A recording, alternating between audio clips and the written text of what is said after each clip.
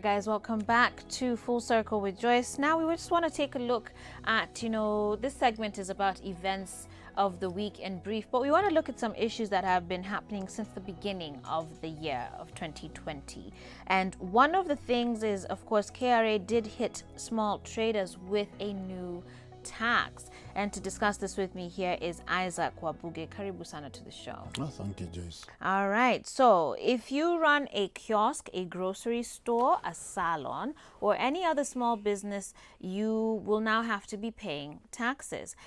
Traders operating small and medium-sized businesses will, since the beginning of the year, will have to start paying a 3% tax on their sales to the Kenya Revenue Authority following the reintroduction of the levy, which looks set to hurt enterprises struggling with low revenues. The Finance Act of 2019, which President Uhuru Kenyatta signed into law on November 7th, reintroduced the turnover tax for businesses whose annual sales are below 5 million shillings to boost tax collections. Now, Isaac, this was probably one of the worst New Year's gifts for small traders. Very true. And, just almost about a month into this now, do you think this is a wise move? We actually living in uncertain times where the government in place is running out of options due to poor micro and macroeconomic policies. And therefore, when you realize that a government is going into tax, small and medium, and not on profit, but on turnover. Revenue. So you see, basically what we are telling the small and medium medium business people is that the government is going to tax you on turnovers. Yeah. So the government does not want you to know what expenses you are going through for you to arrive at let us say, the 1,000 bob you'll have made at the end of the day. So before and you lose paid your your 30 rent, bob. before you've paid whatever Before you stuff pay you rent, have, before you pay you buy your stuff, supplies, pay tax. And remember, the government is again insisting that the presumptive tax is still remains unchallenged. So it is quite unfortunate. I think it's a high time Jubilee government should come up in the open and own up that its policies have failed. And call a consultative forum with we have good economists in this country who are able to now start picturing up, going back to the drawing board, going slow on the infrastructure project that the Jubilee government is investing so heavily into. And unfortunately, these infrastructure projects are not speaking anything into job employment and job opportunities. So when you go back into increasing taxes for all these micro and small traders whose turnover is below 5 million per annum, you are again now pushing these people to the edge. So what does that mean? It means that then opportunities for employment go down. And there's no even like lower band. Like this is literally everybody. Yeah. In literal sense, it should mean even a mama mboga now is being even expected to pay tax. Even a mama mboga, the turnover. The government doesn't care what the mama mboga will use to go from, let's say, from Langata to the market in town and back. That is not considered. As long as she makes the 1,000 bob for that day, she has to pay 30 shillings. And there's already licenses she's already paying. So this is a very unfortunate move by the government. It's hard times we're living in, especially considering how the previous year, 2019, was already tough on so many businesses. And the year 2019, unfortunately, this is being occasioned due to the high appetite of the Jubilee government when it comes to borrowing. Remember, in October, the World Bank released its report that actually it was an indictment on the government in terms of going for high-value loans instead of concessionary loans. So what then this means is that averagely these loans the government has to pay even up to over 8% interest rate. So what does that mean? It means that the government will have to struggle even paying. And you see, what hurts most is that we have had several initiatives in this country. Remember, we had the aspect of Eurobond. Up to today, even after the Auditor General raised queries, the government is yet to account even for a single cent of the Eurobond. We have had other scandals still rocking the government. So we are at a point whereby the government is pushing its people to the edge, And at the same time, due to its wrong policies economically, now the Kenyans are suffering. Ordinarily, during the other governments, actually, New Year came with a present from the government. But 2020 is the reverse. Yeah. Actually, a punishment from the government on the New Year. And it's quite confusing, isn't it, right? Because here I find there's taxes for turnover of less than 5 million shillings. I mean, ata heri wangesema on profits, right? Below 5 Sure, million. sure, Heri very ata true. hiyo. Because on the one hand, we're telling young people there's no jobs, start entrepreneurship. Oh, but by the way, that first shilingi you pata, you need to now pay You have tax to on pay it. it, yeah. And then at the same time, we're hearing this BBI report, then talking about tax holidays. So which is it? We're confused. I think where we are, that's why we are calling upon the government. Kenya is on the edge. That's a fact. We are trying to fight corruption here and there, but the spillover is a lot. Actually, when was it? Was it yesterday or this week or late December? There was a report carried out by the British Council about the millennials in Kenya, and they're saying that in every four, one wants to leave Kenya, and why? This one is occasioned by the how it's hard to get employment in Kenya. So this one speaks to a national crisis, and unless the government is genuine with how it wants to handle this, there comes a time we have seen in developing countries. Actually, in such a time, there needs to be how well do we open up the opportunity to do business in Kenya. Yeah. And right now we are losing it out, not just even focusing from the crisis we are on the small and micro. Look at even foreign investments that wants to come into Kenya. We have now started losing into countries like Right. Rwanda, Yeah, Ethiopia, whose economic policies are able to render opportunities to come in. Yeah. But for us, the more we are stringent, the more corruption is there. When you read the memos of the tiger countries of Singapore, the people who made the great people who midwifed the tiger economies, they will tell you that the essence was how do we encourage people to come into business. But then for us, these were the tiger economies that we had the same GDP by Yeah. the time we were getting independence. But right now, you can't compare, Not at all. you see. Yeah. And how successful do you think this will be? Because is it in 2018 that was it Treasury that had actually dropped the turnover tax due to its poor performance, as most traders had failed to make those revenue disclosures? So do you think it will at all be successful this time around? For it to be successful, then the government needs to renegotiate on how this is going to be. Kenyans don't have a problem with paying tax, but let it be reasonable. Right. And let me see the services And for which I'm let's see paying the taxes services. for. You see, unfortunately, we are living in a circumstance whereby the generations that we are in and the one that is coming has never experienced a working system, a Yeah. working economy, a working true. government. You see, all we are in is that we see crisis upon crisis. So for such a move to suffice, it will then entail that then how can the government be genuine in its approach? Can we go back to the drawing board and engage the government and say, why can't we talk of the 3% on profit and not on turnovers? That way, it will even encourage the traders to do this.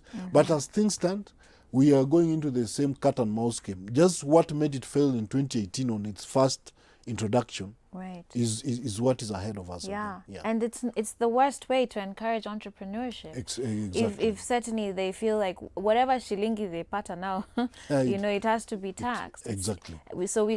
Anyway, there's a lot of conflicting information that comes across, which is very unfortunate, because I think we're really at a time where Kenyans need to hear some hopeful messages from their government. The crisis that we are in, we are not the first country to have gone through such an economic meltdown.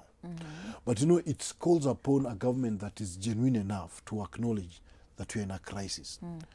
We might not heavily condemn the government because we know there's a lot they are doing in infrastructure project. But you see, there can be a change of tact. When you realize that this is not working, it's better to take one step backwards and make two steps forward.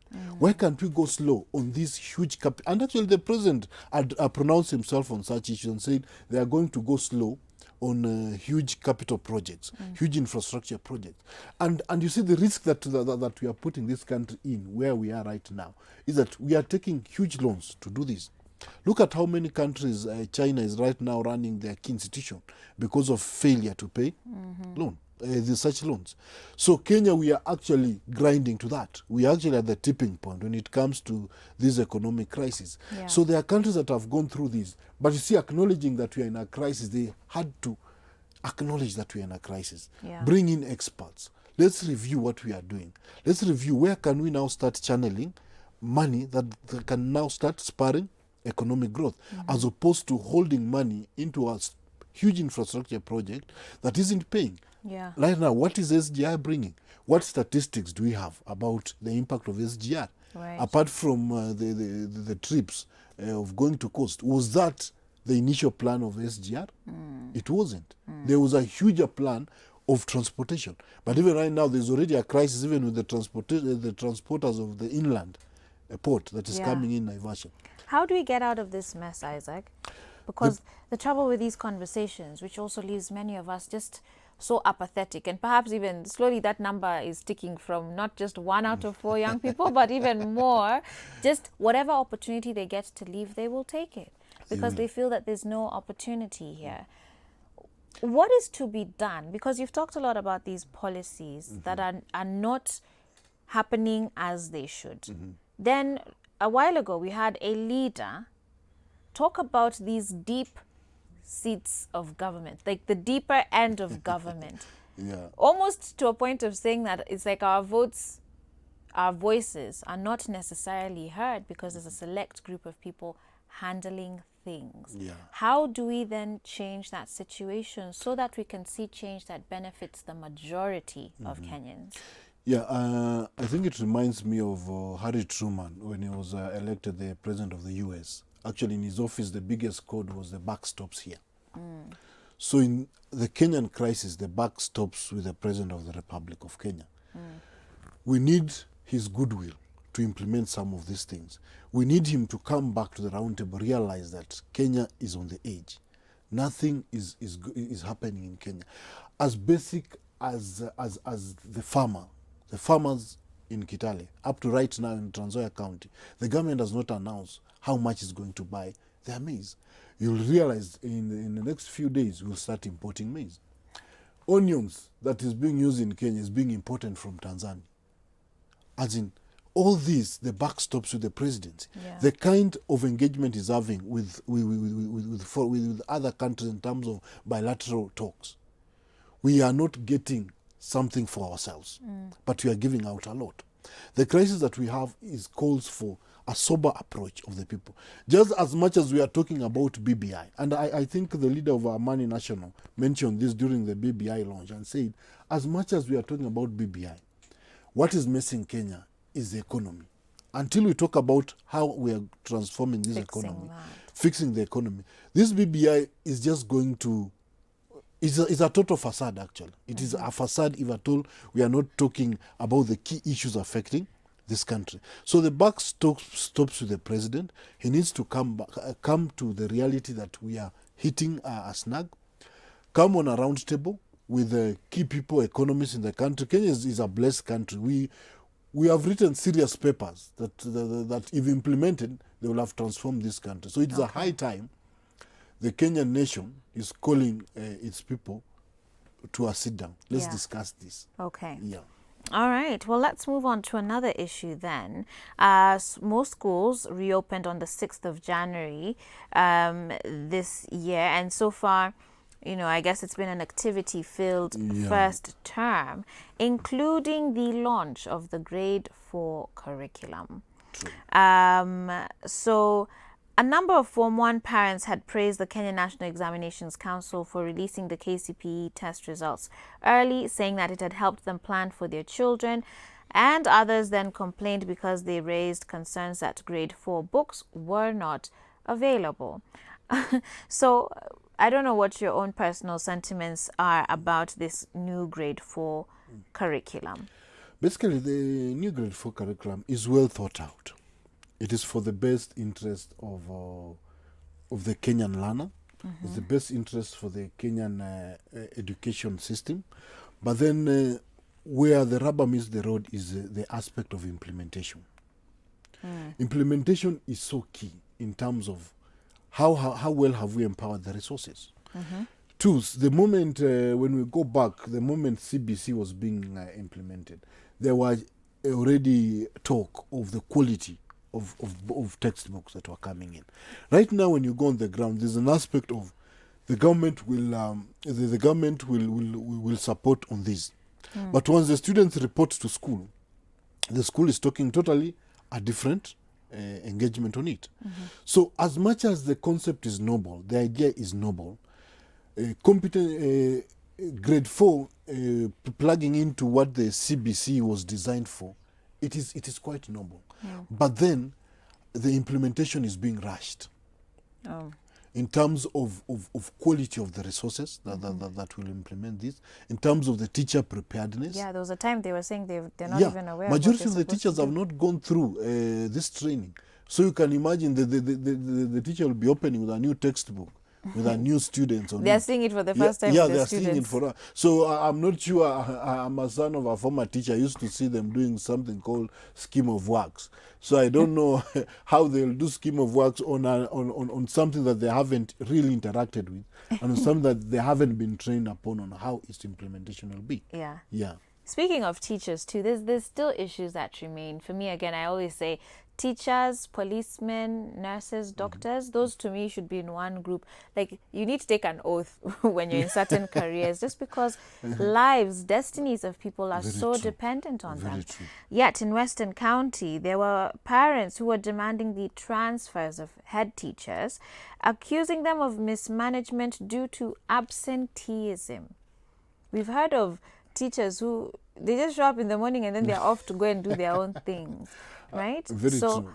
As much as we're talking about this new curriculum and CBC this and that, and it's about the students becoming whatnot, have we actually addressed the people that are supposed to be teaching these students? Because unless they're doing that wholeheartedly, I believe, unless they're doing it from a point of true compassion and values and principles, we may not necessarily see the gains that we would like to see. Do you agree?